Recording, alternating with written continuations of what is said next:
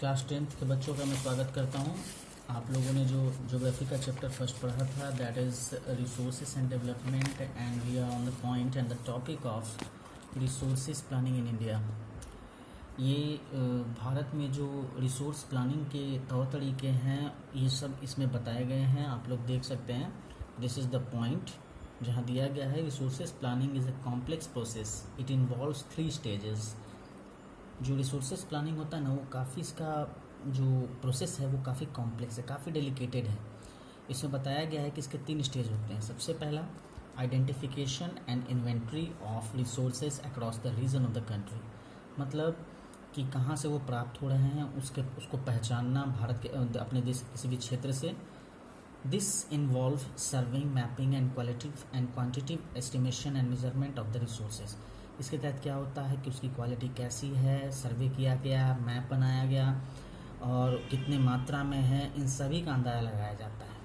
उसके बाद second number point, the second stage relates to evolve a planning structure and endued with appropriate technology.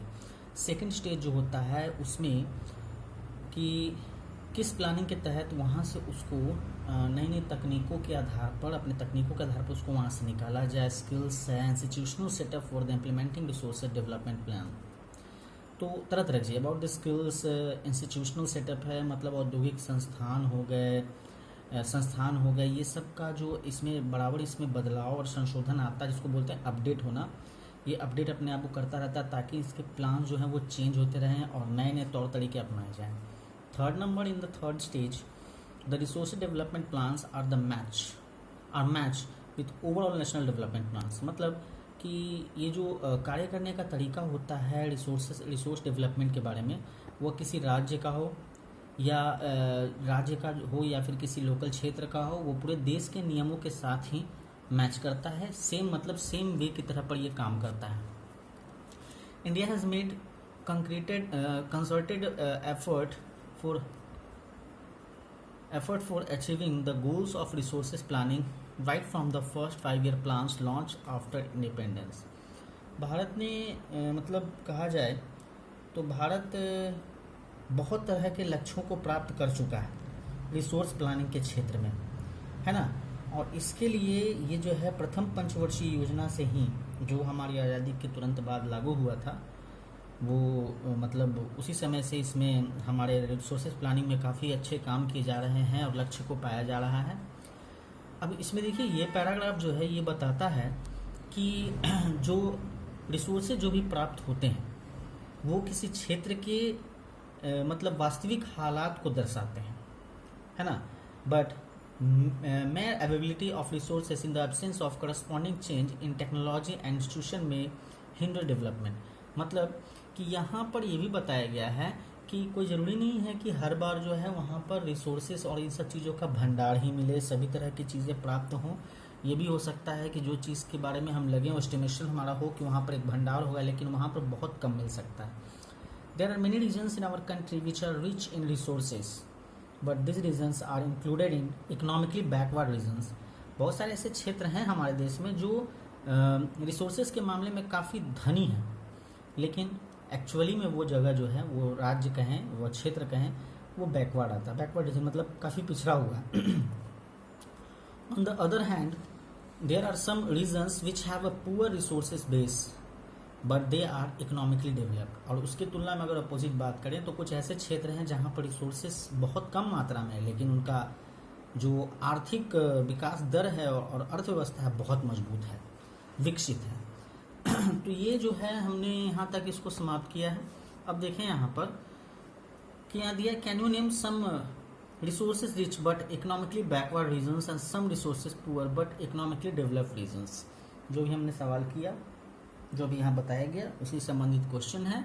आप इसको पढ़ें और अपने आप में ही इसका आंसर ढूंढने का प्रयास करें। From the history of colonization we get an information that rich resources in colonies were the main attraction for the foreign invaders। सही बात है। इसमें दिखाया गया कि अगर इतिहास हम लोग पढ़ें तो हमारे यहाँ जो वैश्विकवाद हुआ था, जिसमें मतलब विदेशी लोग हमारे यहाँ आए, तो हमारे यहाँ अट्रैक्शन का उनका कारण था कि हमारे यहाँ बहुत ज़्यादा रिसोर्सेज मतलब तरह तरह के मटेरियल्स एंड रिसोर्सेज थी जिससे वो आकर्षित हुए. It was primarily the higher level of technological development of the colonization country that helped them to exploit resources of other regions and establish their supremacy over the colonies. और उन लोगों के लिए फ़ायदेमंद ये रहा कि उन्होंने अपने तकनीक के क्षेत्र को काफ़ी अपडेट किया और उन्होंने हमारे रिसोर्सेज को मतलब इतने अंधाधुंध तरीके से प्राप्त किया कि अंततः जो है उन्होंने अपना मतलब कॉलोनी का एक प्रभुत्व, जिसको सुप्रमेसी कहते हैं, प्रभुत्व स्थापित किया. दिस इज, यहाँ तक आप लोग देख चुके हैं. अब हम लोग देखते हैं इस जगह पे जिसमें यहाँ दिखाया गया है कि therefore resources can contribute to develop only when there are appropriate technological development and institutional change. तो इससे हम इस बात पर पहुँच सकते हैं कि उन लोगों को इसलिए प्राप्त हुआ बिकॉज उन्होंने अपने तकनीक के क्षेत्र को काफ़ी आगे किया है ना, अपडेट किया और उन्होंने प्राप्त किया. All this is experience by India in different phases of colonisation. सिर्फ एक ही बार मैंने ये लगातार जो है निरंतर समय अंतराल के बाद भारत में इस तरह से इन लोगों ने किया. Therefore India development in general and resource development in particular does not only involve the ability of resources but also the technology, quality of human resources and the historical experience of the people. तो हर तरह के मतलब जहाँ से भी ये प्राप्त किया गया वहाँ उसको एकदम मतलब वहाँ से उस चीज़ को समाप्त करने का प्रयास किया गया. मतलब ये आप पढ़ चुके हैं इतिहास इसके बारे में कि जो भी रिसोर्सेज वहाँ से निकलते थे अंग्रेज उन्हें अपने साथ ले जाते थे, तरह तरह की चीज़ें. आफ्टर दैट देखिए हम जो आपको पिछले वीडियो क्लास में बात किए थे कि हम लोग टर्म आएंगे conservation of resources. Conservation of resources जो है ये बताया गया कि any development activities require resources, they are vital for any such activities but irrational consumption and over utilization of resources में lead to socio economic and environmental problems. ये तो सही बात है कि विकास के लिए और अपने आप को विकसित बनाने के लिए रिसोर्सेज की आवश्यकता होती है, बहुत ज़्यादा मात्रा में होती है, लेकिन हमको उसको एक संतुलित मात्रा में उपयोग करना है. लेकिन उसका क्या है कि ओवर यूटिलाइजेशन हो रहा है, मतलब हद से ज़्यादा प्रयोग हो रहा है, उसका खपत बहुत बढ़ गया है और बिना मतलब कि उसका खपत ज़्यादा खपत बढ़ेगा तो मांग ज़्यादा होगा. इस वजह से हमारे यहाँ हमारे देश में कहें इस पृथ्वी पर पर्यावरण संबंधित समस्याएं शुरू हो गई है ना. फिर उसके बाद सामाजिक समस्या कहें, आर्थिक समस्या कहें, ये सभी तरह की चीज़ें शुरू हुई हैं. To overcome this problems resources conservation at various level is important. तो अगर इन सभी समस्याओं से हमको छुटकारा पाना है तो हमको अपने रिसोर्सेज का संरक्षण, स्रोतों का संरक्षण करना पड़ेगा. इसमें इस तरह से आप ये लाइन आगे पढ़ेंगे तो आपको समझ में आएगा. देखिए इसमें कुछ ऐसे कॉमन पॉइंट है, ऐसे कंजर्वेशन ऑफ रिसोर्सेज पढ़ें तो कंजर्वेशन ऑफ रिसोर्सेज आपने 8 में ही पढ़ा, 9th में ही पढ़ा और आप लोग 10th में आ गए. तो there is no very big difference about the conservation of resources. आप इसको थोड़ा सेल्फ स्टडी भी करें, इसलिए मैं थोड़ा थोड़ा पॉइंट छोड़ता रहता हूँ ताकि आप लोग उसको पढ़ें और खुद से भी समझने का प्रयास करें. क्रिएटिविटी लाएं. क्रिएटिविटी आपको जो है आंसर खुद से बनाने पर ज़्यादा जो है प्रेशराइज करेगा आपका दिमाग और वो ज़्यादा अच्छा होगा. रटे रटाया ज्ञान से अच्छा है कि आप उसको समझें और समझ कर अपने शब्दों में लिखें. अब देखिए हम लोग यहाँ आते हैं, ये आप लोग पढ़ेंगे. ये छोटा सा एक पॉइंट है अबाउट एक यहाँ पर गांधी जी के बारे में कुछ दिया गया है जिसको आप पढ़ेंगे. यहाँ देखिए दिया गया है, आप देख सकते हैं. In 1968 the club of Rome advocate resources conservation for the first time in a more systematic way at the international level. Subsequently, in 1974, Gandhian philosophy was once again presented by Schumacher.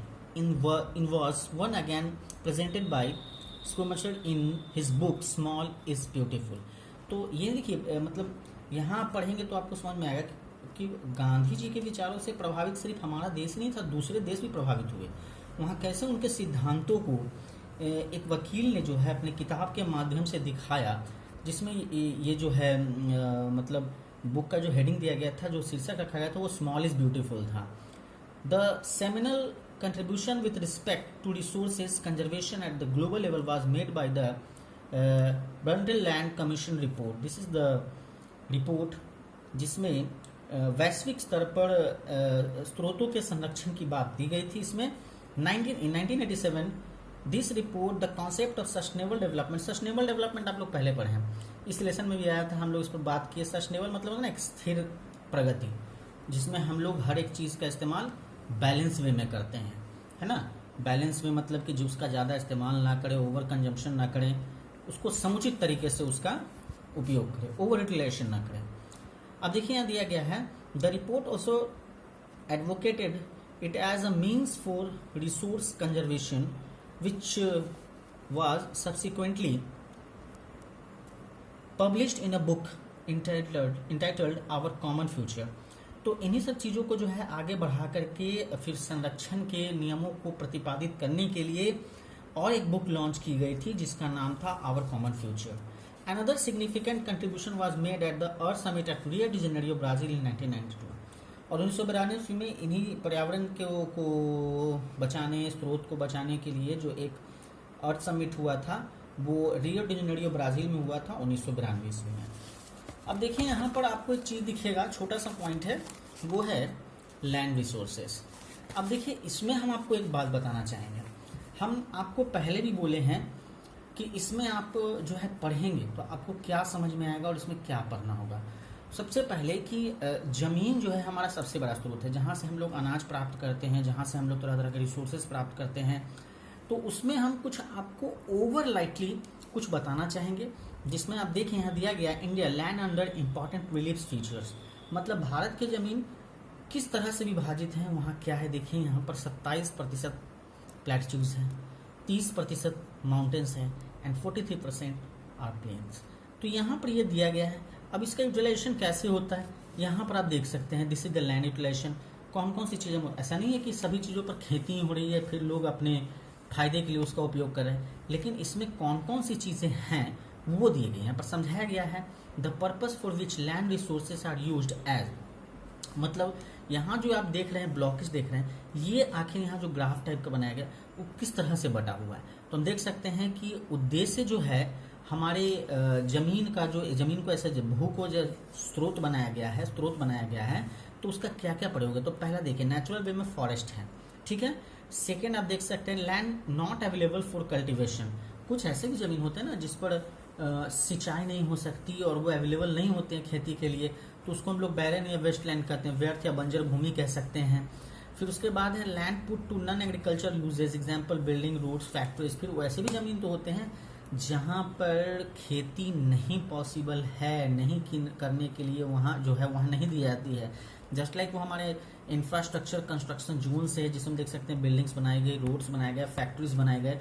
जैसे आप ही अभी देख लें कि आप अभी जिस जगह से आते हैं तो आप कभी कभी ट्रैवल करते हुए उसी जगह पर देखते हैं कि पहले बहुत खेत खलिहान था, लेकिन अब वहाँ पर जो है बड़े बड़े कल कारखाने बन गए, तो अब क्या वापस उस पर तो खेती नहीं हो सकता है ना।